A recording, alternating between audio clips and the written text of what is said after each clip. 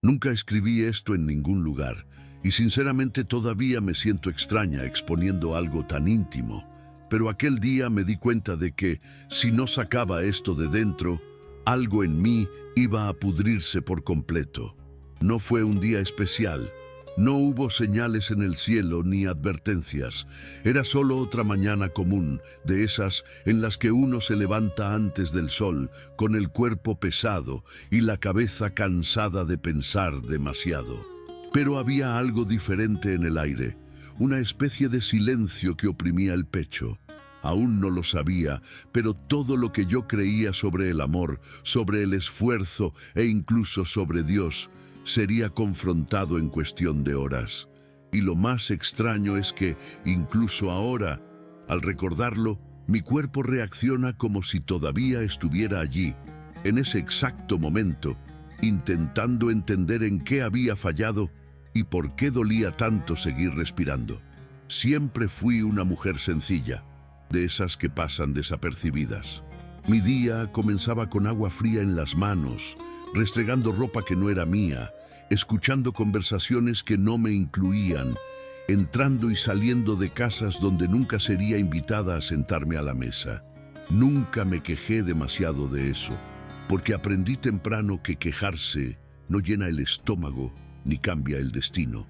La fe siempre fue lo que me sostuvo, no esa fe bonita de palabras bonitas, sino una fe silenciosa, casi terca, que me hacía seguir adelante, incluso cuando nadie notaba mi esfuerzo. Aquel día, mientras colgaba ropa todavía goteando en el tendedero improvisado del patio, sentía un peso extraño en el estómago, como si algo estuviera a punto de romperse, aunque yo todavía intentaba fingir que era solo otro cansancio común. Raúl todavía estaba en casa cuando volví del patio, sentado como siempre, con la mirada perdida y esa expresión de quien ya se había rendido a todo sin admitirlo jamás.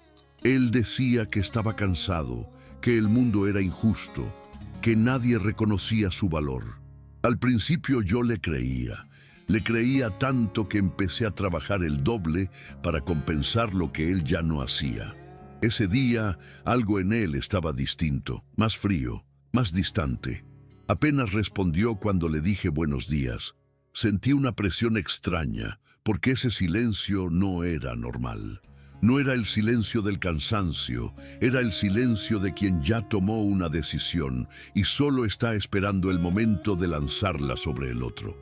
Aún así, seguí caminando por la casa, haciendo lo que siempre hice, intentando mantener todo en orden, como si eso pudiera sostener algo que ya se estaba escapando. Mientras lavaba una olla en el fondo del fregadero, lo oí suspirar fuerte, como si yo fuera una carga. No hubo una discusión larga ni gritos.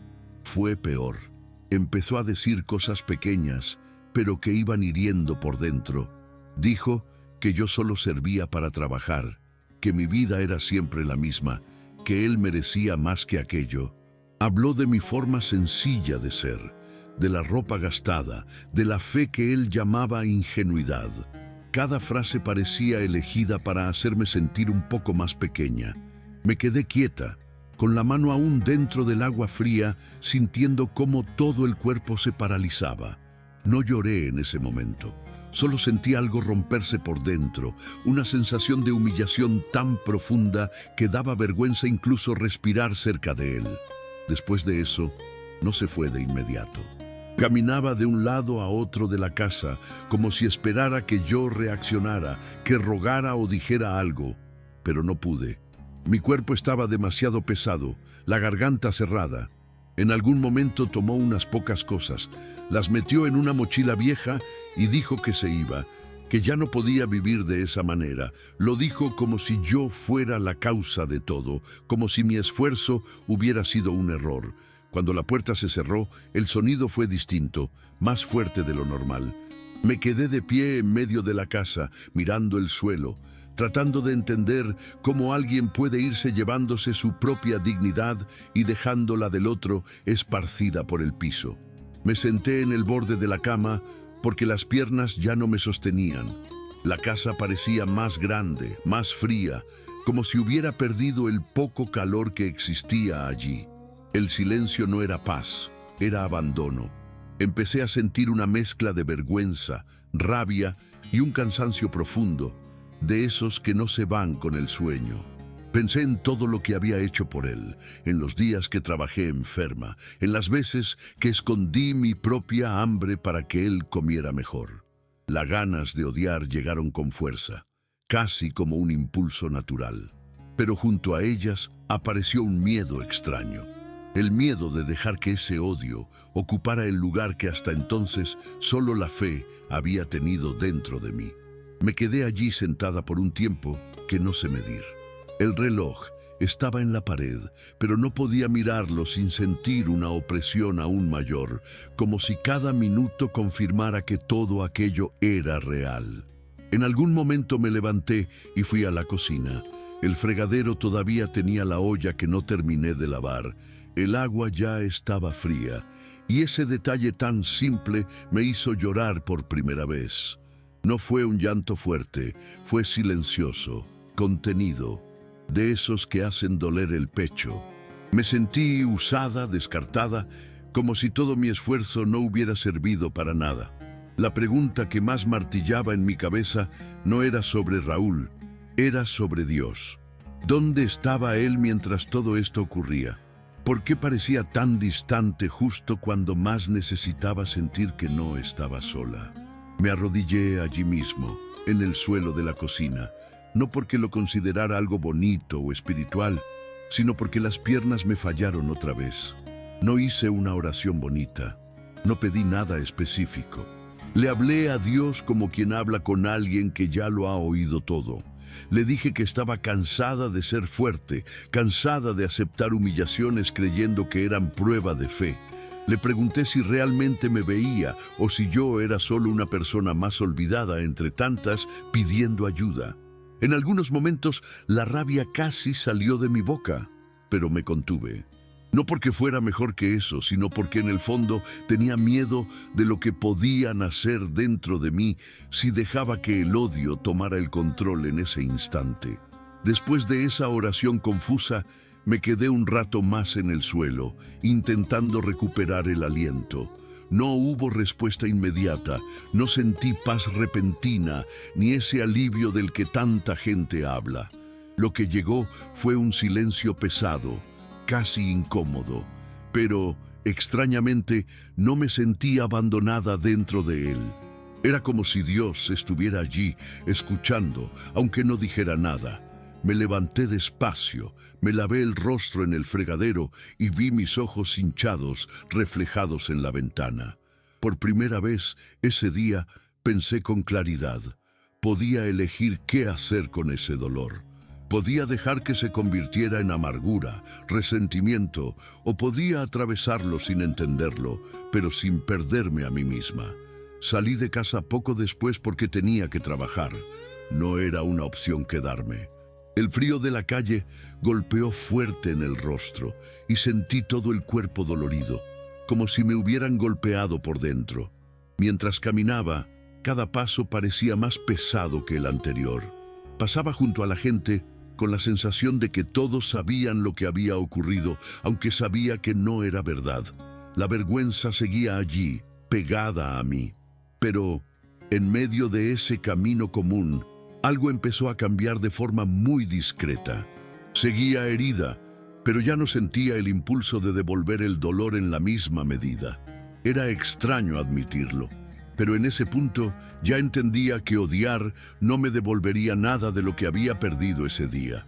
Mientras lavaba ropa esa mañana, con el agua helada golpeando los dedos, mi mente no se detenía. Cada prenda que restregaba parecía cargar un poco de lo que sentía. Las manos dolían, los brazos ardían, pero era la mente la que estaba más cansada. A veces recordaba sus palabras y sentía el rostro arder de vergüenza otra vez. Otras veces surgía un impulso fuerte de culparme, de pensar que quizá había permitido demasiado, aceptado demasiado.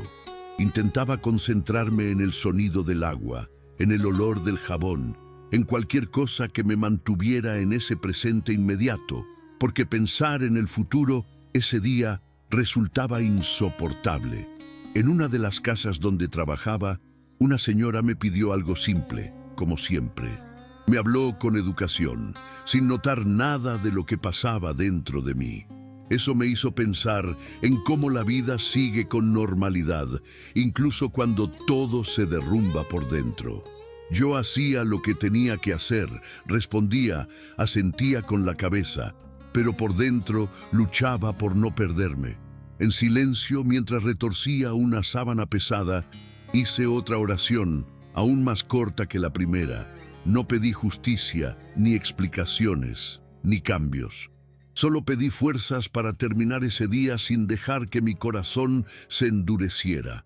Fue entonces cuando comprendí que, incluso herida, seguía eligiendo confiar, aunque no supiera exactamente en qué. Cuando el día empezó a caer, el cuerpo ya estaba al límite. El cansancio no era solo físico, era como si cada parte de mí cargara un peso sin saber dónde dejarlo. Volví a casa con las manos hinchadas, la ropa húmeda del trabajo y la cabeza llena de pensamientos que no daban tregua. La casa seguía igual, vacía y silenciosa, pero algo dentro de mí ya no era exactamente lo mismo. Preparé algo sencillo para comer, casi sin hambre, y me senté sola a la mesa. En otros días, esa soledad me habría aplastado. En ese momento dolía, pero no me destruía. Era como si estuviera aprendiendo a la fuerza a permanecer entera incluso cuando todo a mi alrededor parecía haber sido arrancado. Antes de acostarme, me senté en el borde de la cama y miré mis propias manos. Estaban ásperas, heridas, marcadas por el trabajo. Pensé en todo lo que habían sostenido, limpiado, cuidado, sin reconocimiento alguno. Por primera vez ese día no sentí vergüenza, sentí una especie de respeto silencioso por mí misma. Hice una última oración, muy simple, casi un susurro. No pedí que nada cambiara de inmediato, solo pedí que Dios no me dejara convertirme en una persona amarga por lo que había vivido. Y me dormí con esa sensación extraña en el pecho. Seguía rota, pero ya no estaba vacía. A la mañana siguiente me desperté antes del despertador, como siempre, con la sensación de no haber dormido bien. El cuerpo pesado, los pensamientos desordenados, pero algo distinto en la respiración. No era alivio ni esperanza clara. Era una aceptación silenciosa de que ese día debía vivirse como se pudiera. Me arreglé despacio, sin prisa, observando la casa aún vacía, cada rincón recordándome lo que había terminado. Aún así, no sentí ganas de llorar otra vez. Sentí un cansancio más sereno, casi resignado.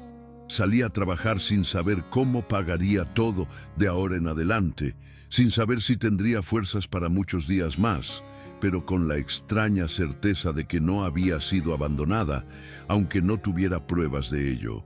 En el camino pasé frente a una pequeña capilla que solía ignorar por falta de tiempo. No entré, solo disminuí el paso unos segundos. No fue un gesto planeado ni especialmente espiritual.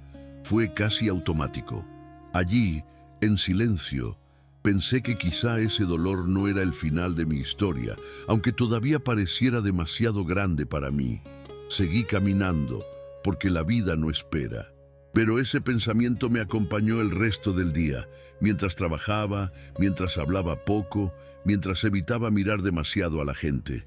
Algo dentro de mí comenzaba a reorganizarse despacio, sin ruido, sin promesas, ocupando el espacio que antes era solo miedo. Esa tarde, mientras terminaba el último trabajo, una de las mujeres de la casa comentó que estaban buscando a alguien para ayudar en una hacienda un poco más alejada, un trabajo más fijo, con una vivienda sencilla incluida. Lo dijo sin darle importancia, casi como quien comenta el clima. Eso entró en mis oídos de una manera distinta. No sentí entusiasmo ni expectativa. Solo guardé la información, como quien se guarda algo en el bolsillo sin saber si lo va a usar. La verdad es que ya no esperaba nada ese día. Solo intentaba atravesar las horas sin romperme más. Aún así, cuando volví a casa, esa posibilidad empezó a girar en mi cabeza, no como promesa, sino como una pequeña apertura en medio de tantos cierres. Por la noche me senté en el suelo de la sala, apoyada contra la pared, porque la cama todavía parecía demasiado grande para mí sola.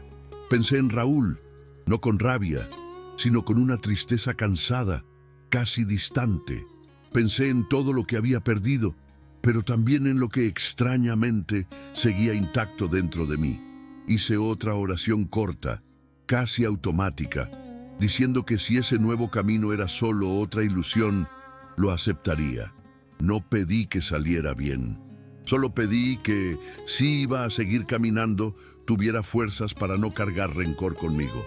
En ese momento entendí que algo ya había cambiado. No estaba esperando ser rescatada. Solo estaba dispuesta a seguir sin cerrarme. Algunos días después, fui hasta la hacienda sin crear ninguna expectativa. El camino era largo y pasé casi todo el trayecto pensando que quizá estaba perdiendo el tiempo, pero aún así seguí. Cuando llegué, todo parecía demasiado sencillo para ser importante. La casa era grande, pero sin lujos exagerados, y el movimiento era constante, gente entrando y saliendo para trabajar. Me recibió una mujer que se presentó como Doña Estela. Me miró de una manera distinta a la que estaba acostumbrada. No fue una mirada de lástima ni de desconfianza. Me hizo pocas preguntas, más sobre mi trabajo que sobre mi vida. Mientras respondía, me di cuenta de que no estaba intentando justificarme ni probar nada. Solo decía la verdad, de la forma más simple posible. Cuando salí de allí, todavía no tenía ninguna respuesta. Dijeron que se comunicarían conmigo, y acepté eso con una tranquilidad que me sorprendió. Volví a casa caminando despacio, sintiendo el cuerpo cansado, pero la mente menos pesada que en los días anteriores. Por primera vez desde el abandono, no sentí esa opresión constante en el pecho. No era alegría ni victoria, era solo la sensación de haber hecho lo que estaba a mi alcance, sin disminuirme, sin endurecerme. Esa noche dormí sin llorar, y eso, en ese momento, ya parecía un pequeño milagro silencioso ocurriendo dentro de mí. El día en que me llamaron de nuevo casi no atendí el mensaje. Pensé que sería otra respuesta negativa, otra puerta cerrada como tantas otras. Cuando escuché que podía empezar la semana siguiente, me quedé unos segundos sin saber qué decir. La voz del otro lado esperaba una reacción que no llegó. Agradecí, anoté lo necesario y colgué. Solo después me di cuenta de que mis manos temblaban. No era una emoción desbordada, era miedo mezclado con alivio. Miedo de volver a confiar, miedo de echar raíces en algo nuevo. Pero junto a eso había una sensación discreta de cuidado, como si esa oportunidad hubiera llegado sin prisa en el tiempo correcto, sin exigirme nada más que lo que ya sabía hacer. Cuando me mudé a la hacienda, llevé pocas cosas. Algunas ropas, mis zapatos gastados y la Biblia que siempre me acompañó, incluso en los días en que no lograba abrirla. El cuarto era simple, pequeño, pero limpio. Tenía una cama, una ventana y silencio. La primera noche allí me senté en el borde de la cama y respiré hondo. Pensé en cómo todo había cambiado sin hacer ruido. No hubo anuncio ni promesa grandiosa, solo una secuencia de pasos dados cuando ya no esperaba nada. Antes de dormir, agradecí en silencio, no por el lugar, sino por seguir siendo capaz de confiar, incluso después de todo. Y eso, para mí, ya era más de lo que creí que podría volver a sentir. En los primeros días de trabajo me mantuve discreta, como siempre. Llegaba temprano, cumplía mis tareas y evitaba llamar la atención. La rutina era pesada, pero distinta. Allí nadie me gritaba, nadie me trataba como si estuviera haciendo un favor. El trabajo era trabajo, simplemente eso. El cuerpo se cansaba, pero la mente se sentía más liviana al final del día. A veces me sorprendía pensando en cómo las pequeñas cosas hacen diferencia, como ser llamada por mi nombre o escuchar un gracias sincero. No era algo que lo curara todo, pero ayudaba a reunir pedazos que habían quedado esparcidos después de aquel día en que todo se vino abajo. Fue en ese ritmo que empecé a notar a Miguel. No apareció de forma llamativa, ni intentó acercarse rápido. Siempre estaba cerca, trabajando como los demás, ayudando cuando hacía falta, respetando los espacios. A veces intercambiábamos pocas palabras, casi nada más de lo necesario. Aún así, había algo tranquilo en su presencia, algo que no exigía esfuerzo. Yo no pensaba en amor ni en comenzar de nuevo. Estaba demasiado ocupada aprendiendo a vivir sin miedo. Tal vez por eso, la forma simple en que él me trataba terminó convirtiéndose en un descanso inesperado en medio de tanta reconstrucción. Con el paso de los días, esa convivencia silenciosa se volvió más natural.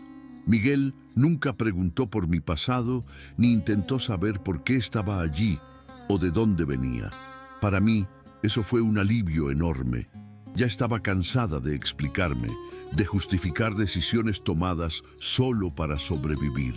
A veces trabajábamos cerca y el silencio entre nosotros no incomodaba. Era un silencio cómodo, distinto al que había vivido antes.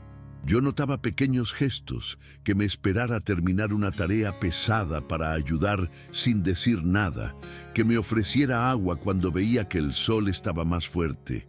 Eran cosas simples pero profundas, porque no venían con exigencias. En algún momento me di cuenta de que ya no despertaba con el corazón oprimido como antes. El recuerdo del abandono seguía allí, pero ya no dominaba mis pensamientos todo el día. Podía reírme de algo simple, dormir mejor, incluso agradecer pequeñas cosas sin sentir culpa. Eso me asustó un poco, porque no sabía si estaba lista para sentirme bien otra vez. Aún así, no luché contra eso. Lo dejé ser. Y fue en ese espacio más tranquilo, sin defensas levantadas, que entendí que la fe que elegí aquel día difícil estaba echando raíces más firmes dentro de mí. Hubo un día específico en que Miguel me pidió hablar después del trabajo. Nada formal, nada cargado de expectativas. Se notaba nervioso, pero no de una manera que presionara. Dijo que necesitaba ser honesto conmigo antes de que algo se malinterpretara. Me contó que era hijo de doña Estela. Al escuchar eso, sentí un frío recorrerme el cuerpo entero. No porque me sintiera impresionada, sino porque por un instante todo lo que había vivido volvió a mi mente. La sensación de ocupar un lugar menor, de no pertenecer. Me quedé en silencio, intentando entender qué significaba eso para mí. Él me miraba con cuidado, como si tuviera miedo de herirme sin querer. Lo que más me sorprendió fue darme cuenta de que, a pesar del impacto inicial, no me sentí engañada. Él seguía siendo la misma persona que yo había conocido allí, en el trabajo, en los gestos simples, en el respeto constante. Nada de lo que había hecho parecía falso. Respiré hondo y le dije que necesitaba tiempo para procesarlo. Él lo respetó sin insistir. Esa noche, sola en el cuarto, pensé mucho. Pensé en cómo antes me habría disminuido automáticamente. Pero esta vez fue distinto. No me sentí menos. Sentí que, más allá de títulos o posiciones, yo seguía siendo la misma persona que eligió no volverse amarga el día en que todo se derrumbó. A la mañana siguiente, desperté con esa conversación aún resonando en mi cabeza. No era ansiedad, era cuidado. No quería repetir patrones ni ponerme en un lugar donde tuviera que demostrar valor otra vez. Pasé el día trabajando como siempre, pero con los pensamientos más atentos. Observé a Miguel desde lejos, sin buscar señales, sin crear historias. Él seguía igual, respetuoso, presente, sin cambiar su forma de tratarme. Eso me trajo una calma inesperada. Por primera vez no sentía prisa por definir nada. Estaba aprendiendo que no toda decisión tiene que nacer del dolor o del miedo.